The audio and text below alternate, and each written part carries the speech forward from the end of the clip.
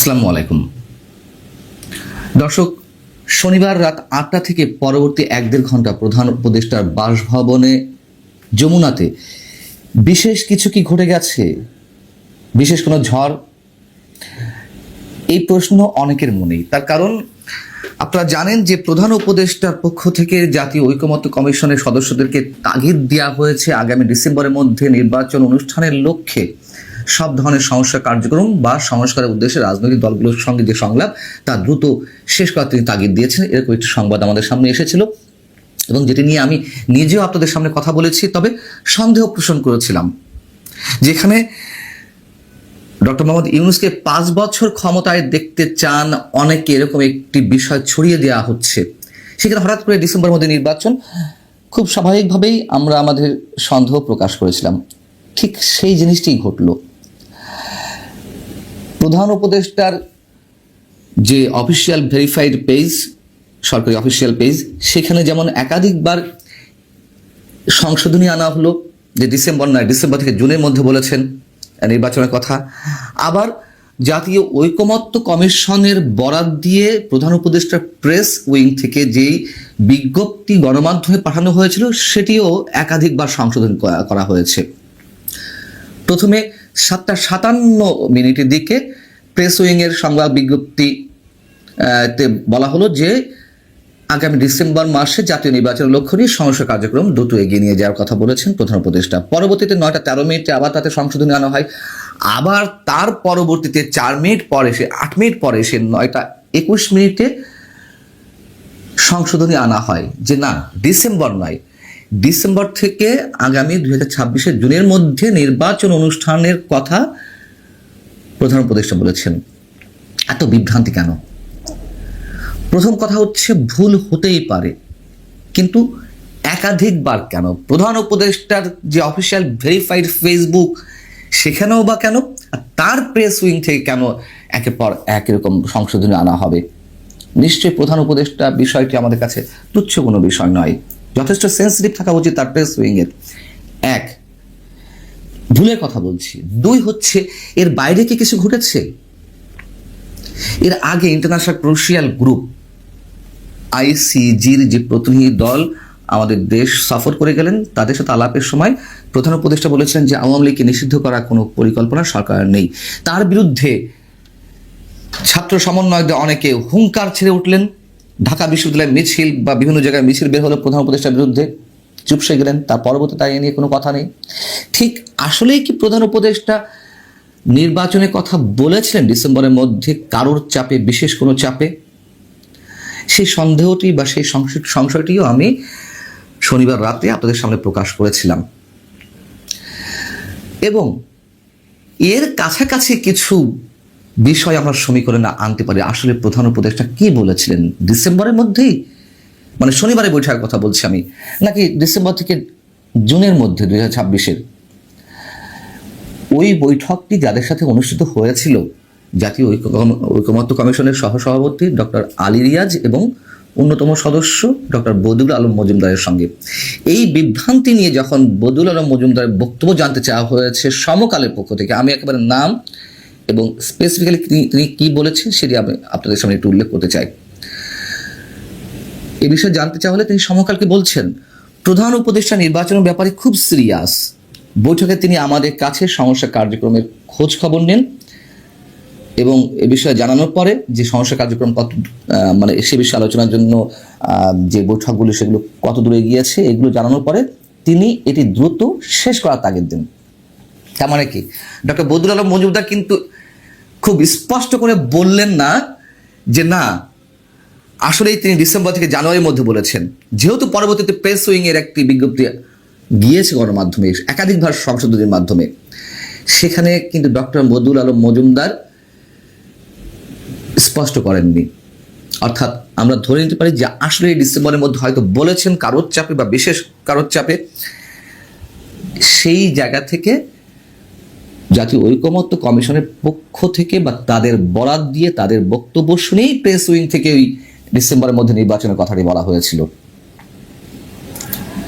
এবং এই যে পরবর্তীতে যে বারবার চেঞ্জ করা হলো, সেটির পক্ষ কিন্তু ডক্টর বদিউল আলম মজুমদার নেননি। তাহলে বিষয়টি হচ্ছে, যখন এটি গণমাধ্যমে আসে ডিসেম্বরের মধ্যে নির্বাচনের কথা, সেটি নিয়ে কি কেউ তেলে বেগুনে জ্বলে উঠেছিল, হুঙ্কার ছেড়েছিল, তর্ক বিতর্ক হয়েছে, পরবর্তীতে এটি সংশোধনী আনা হয়েছে, এই প্রশ্ন উঠতেই পারে। তার পরিপ্রেক্ষিতে আবার প্রধান উপদেষ্টা প্রেস সচিব, আমরা তো তাকে সরকারের মুখপাত্র বলতে পারি, সব জায়গা থেকে নাক গলান, যাই হোক, মিস্টার শফিকুল আলম, তিনি আবার গণমাধ্যমকে বলছেন এতে বিভ্রান্তি হওয়ার কিছু নেই, ভুল হয়েছে, সবসময় ডিসেম্বর থেকে জুনের মধ্যে প্রধান উপদেষ্টা নির্বাচনের কথা বলে আসছেন। না, তার প্রোপাগান্ডা কিংবা তার ভুল তথ্য সম্পর্কে আমরা জানি, কিংবা অপতথ্য আমরা বলতে পারি স্পষ্ট করে। তিনি নিজে তার ফেসবুক থেকে একাধিক পোস্ট ডিলিট করেছেন, এক এক বিষয়ে বক্তব্য দেন, তখন যখন সমালোচনার মুখে পড়েন আবার সেটি তুলে নেন। এই যে তিনি বললেন যে ডিসেম্বর থেকে 2026-এর জুনের মধ্যে নির্বাচনের কথা বারবার প্রধান উপদেষ্টা বলে আসছেন, সেটিও তো ঠিক নয়। এবং তার নিজের কথা যদি বলি, তিনি নিজেও তো ব্যাখ্যা দিয়েছিলেন, মানে জুনে করতে হয় তা না, মার্চের মধ্যেও করা যেতে পারে, তিনি এই ব্যাখ্যাও দিয়েছিলেন। তো এই বিষয়ে আবার যখন বিএনপি স্থায়ী কমিটির সদস্য ইকবাল হাসান মাহমুদ টুকু, তিনি বেশ মজার কথা বলেছেন। শনিবারে যা কিছু ঘটে গেল, এই ডিসেম্বরে নির্বাচন করা কিংবা 2026-এর মধ্যে এই যে একটা কনফ্লিক্ট, সেটি নিয়ে ইকবাল হাসান মাহমুদ টুকু বলছেন গণমাধ্যমকে যে প্রেস উইং এর বক্তব্যে আমি খুব বেশি অবাক হইনি, কারণ আগেও প্রধান উপদেষ্টা একরকম কথা বলার পর তার প্রেস উইং ভিন্ন কথা বলেছে নির্বাচনের সময়সীমা নিয়ে। এবারও সেরকম ঘটনা ঘটলো। আসলে কি ঘটেছিল? বিএনপি স্থায়ী কমিটির সদস্য সালাউদ্দিন আহমেদ তিনি বলছেন যে সর্বশেষ আমরা যখন প্রধান উপদেষ্টার সঙ্গে বৈঠক করি, তখন তিনি ডিসেম্বরের মধ্যে নির্বাচন আয়োজনের আশ্বাস দিয়েছেন। আমরা তাকে বিষয়টি জনগণের সামনে উপস্থাপন করার জন্য বলছিলাম, কিন্তু তিনি সেটি না করে বিভিন্ন দল ও সংগঠনের সুরে নির্বাচনের সময়সীমা নিয়ে নানান সময় নানান কথা বলছেন। এই কথাটি আমি বলেছিলাম যখন শুনলাম যে ডিসেম্বরের মধ্যে নির্বাচনের লক্ষ্যে তিনি কাজ করতে বলেছেন আমাদের প্রধান উপদেষ্টা। আমি বলেছিলাম যে এগুলো কি আসলে রাজনৈতিক দলগুলোকে ঠান্ডা করার জন্য, তারা যে আন্দোলনে যাওয়ার একটা হুমকি দিচ্ছে সেগুলোকে একটু স্তীমিত করার জন্য, নাকি সত্যি সত্যি কারো চাপে করেছেন? যে সন্দেহগুলো আমরা পোষণ করেছিলাম তার সবকিছু মোটামুটি মিলে যাচ্ছে।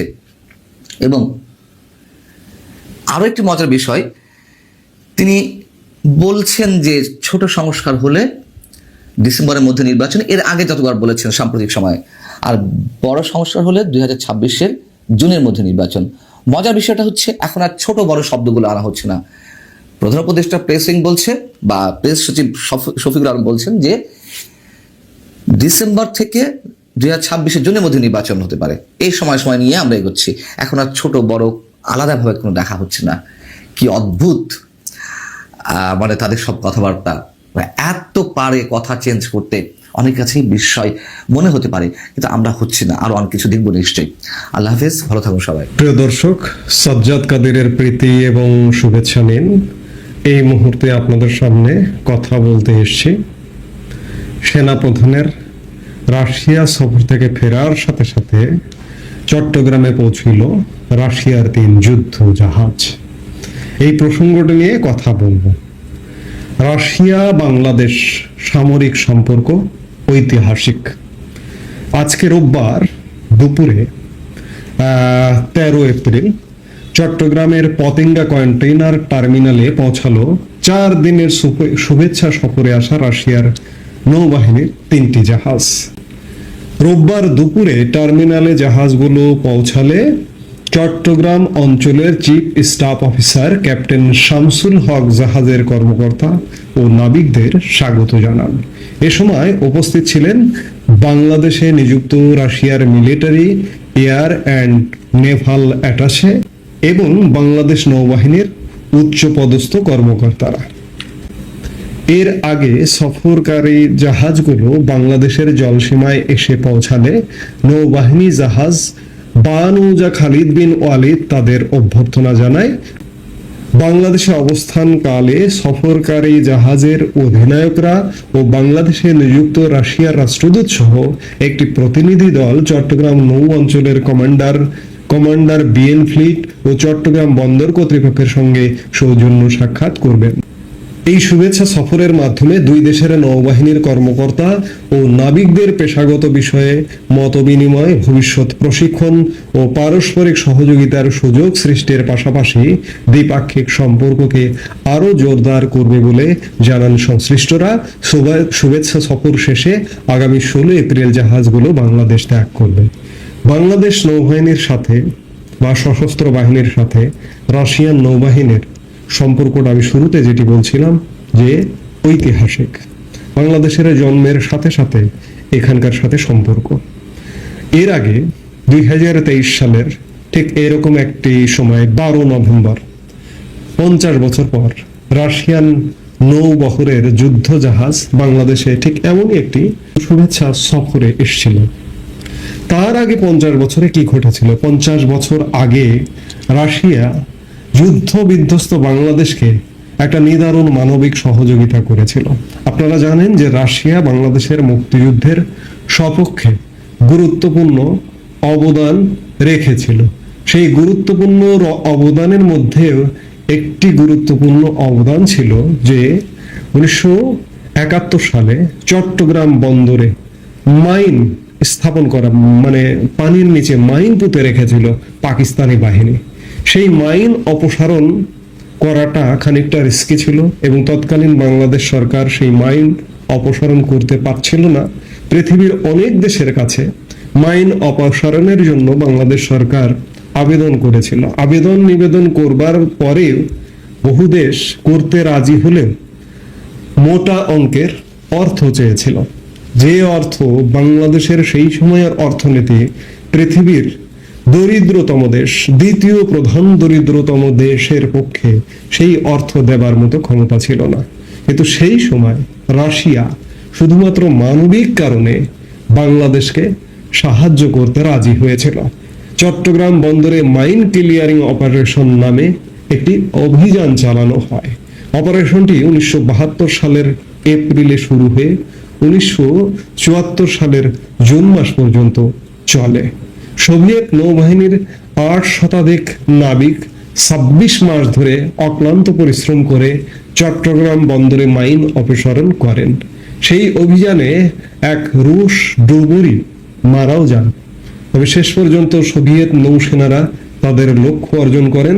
তারপর থেকে মূলত চট্টগ্রাম বন্দরে সারা বিশ্ব থেকে জাহাজ চলাচলের পথ সুগম হয়। রাশিয়ান নৌবহর বাংলাদেশে এসছে। সেনাপ্রধান গতকালকে রাশিয়া ক্রোয়েশিয়া সফর করে এসে বাংলাদেশে ফিরলেন এবং রাশিয়ান যুদ্ধ জাহাজ, 3টি যুদ্ধ জাহাজ কেন এসছেন? নিতান্ত শুভেচ্ছা সফরে।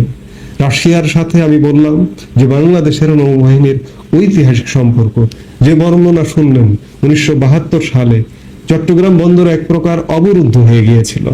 এই মাইন পুঁতে রাখার কারণে পৃথিবীর কোনো দেশের জাহাজ চট্টগ্রাম বন্দরে প্রায় 74 সাল পর্যন্ত ভিড়ত না, কারণ কখন কি হয়ে যায় এই ভয়ে ভীত হয়ে 74 সালের জুন মাসে গিয়ে এই বন্দরকে এই যে রাশিয়ান নৌবহর, রাশিয়ান নৌবাহিনী মাইন মুক্ত ঘোষণা করে।